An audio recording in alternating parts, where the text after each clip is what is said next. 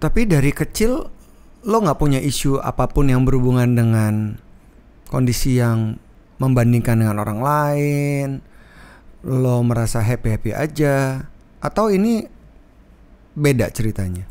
Kecil kan gue sih introvert ya kecil. Dari kecil tuh gue introvert sebenarnya. Gue pernah waktu itu, gue inget banget lagi acara Kartinian, gue didandanin sama nyokap gue. Wah udah pakai baju yang bener-bener, wah pakai make up segala macam, dari rumah tuh udah heboh banget. Waktu itu gue masih TK. Terus gue harus naik panggung. Gue udah dandan, nyokap gue juga udah anticipating, wah di panggung nih anak gue bakal keren. Gue liat itu panggung, gue freeze, gue nggak berani naik.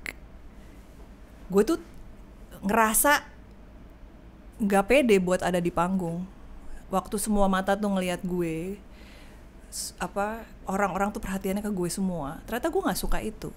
Makanya aneh banget kan, gue ngambil profesi di dunia komunikasi di mana itu sangat menarik perhatian sebenarnya kan. Iya, walaupun ada di balik layar pertama kali di ruang studio. Di radio. Iya. Dan waktu itu tujuan gue, nggak boleh punya bahasa Inggris ya? Bebas.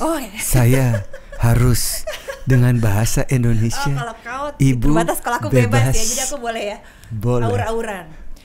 Waktu itu kenapa gue jadi penyiar? Karena gue emang seneng banget sama radio.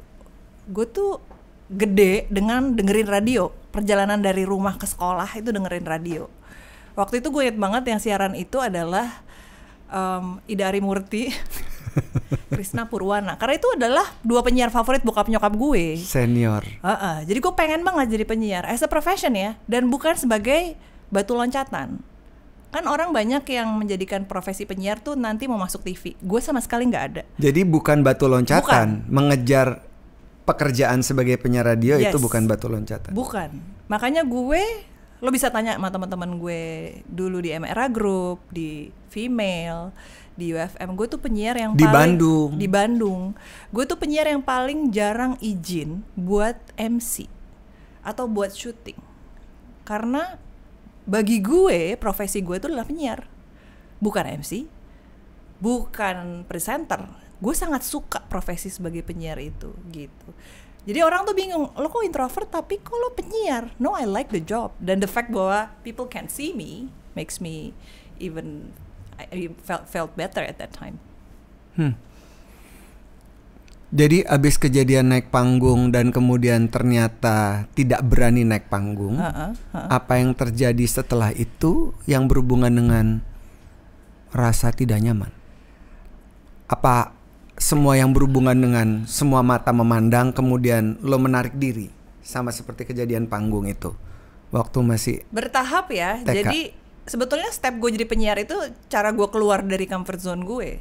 Jadi gue emang pengen banget jadi penyiar, dan komunikasi tuh selalu menarik buat gue dari kecil. Gue tuh kecil tuh kerjanya ya, selain gue seneng siaran itu adalah gue, lo tau kaset dong. Kaset tuh, nyokap gue kan punya kaset-kaset. Itu gue rekamin di rumah. Pakai jadi tape. kaset penyanyi yang ada punya nyokap, iya. Lo tiban. Gue tiban, terus gue suara pura-pura jadi penyiar. Jadi nyokap gue lagi nyetir ya kan, terus tiba-tiba halo, ada suara gue mengantar lagunya. Nyokap gue, apaan kaset gue hancur semua.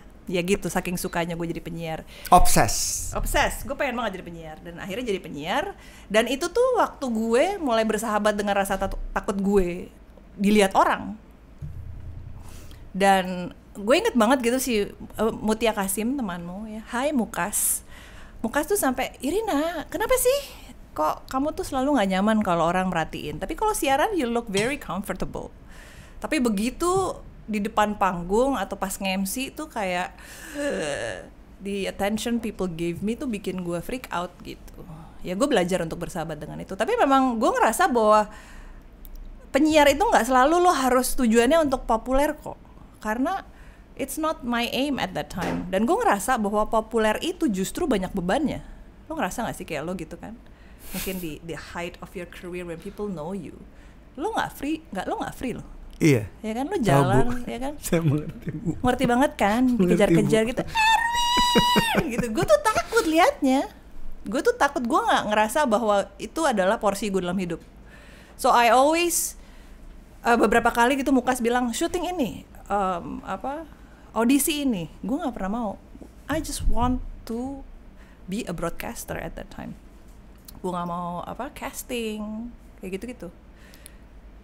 Jadi trigger terbesar adalah setelah baca buku.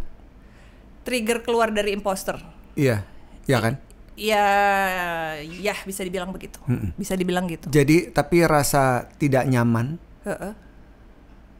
itu terus ada. Walaupun ya? bergulir terus pekerjaan, siaran, pindah radio. Oh iya. Dan seterusnya. Iya, karena selalu gue dapat gini. Gue selalu dapat prime time ya. Gue pengennya tuh siaran di kepala gue siaran sendiri, nobody knows me, gue happy dong. Tapi gue selalu ditaruh karena bos gue selalu bilang, Irina, you have the voice, you have the look, you have the talent. Lo harus di prime time, either prime time pagi, prime time sore. Bahkan di Cosmopolitan prime time sore, gue sambil nyanyi.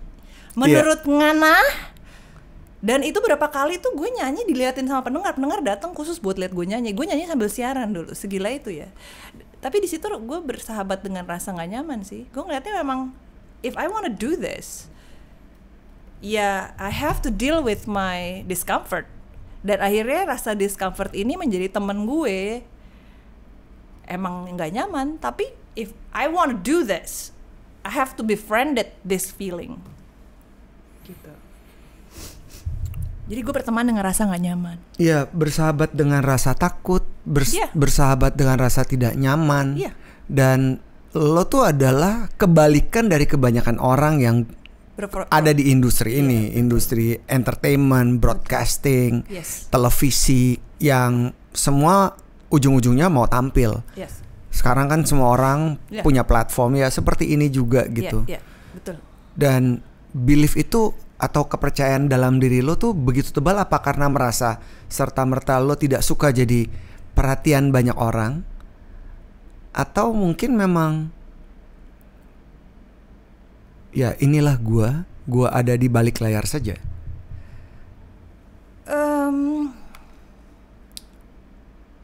Gue ngerasa bahwa now at this point I have something to give. Gue ngerasa bahwa yang gue punya itu udah cukup untuk gue bagi. Gue udah bisa menerima bahwa gue ada bakat memang di dunia komunikasi.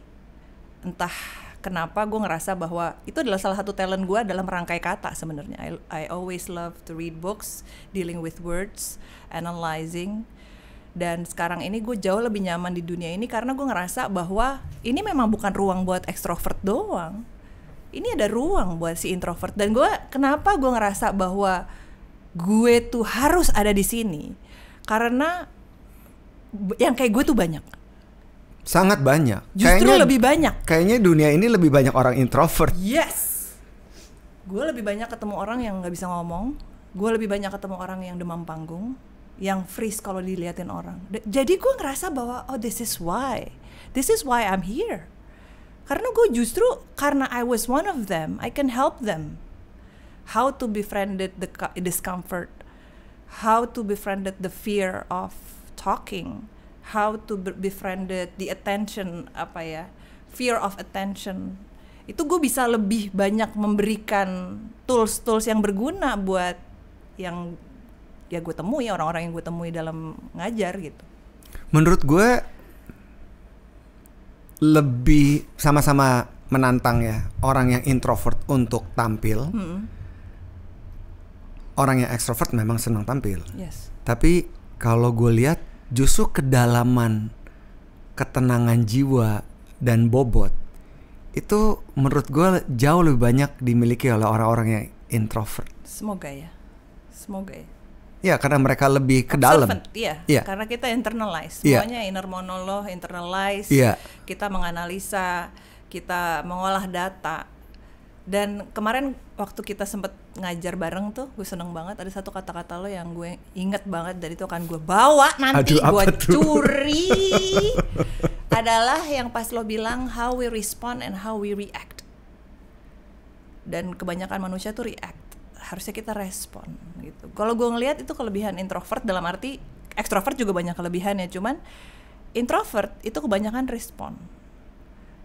Mereka nggak reaksi karena nggak impulsif kan. Impulsif tuh sifat ekstrovert. Jadi si introvert ini lebih karena dia ke dalam, dia jadinya respon karena dia analisa dulu sama dia, baru dia respon gitu. Dan gue ngerasa di banyak hal justru respon itu memang harus dilakukan oleh orang instead of reacting. Sekarang ini kan dunia reaktif banget ya. Kalau orang itu menganalisa cara dia merespon sebuah masalah atau cara dia merespon masalahnya dibanding bereaksi, itu akan jauh lebih tenang deh dunia ini. World peace, Miss Universe.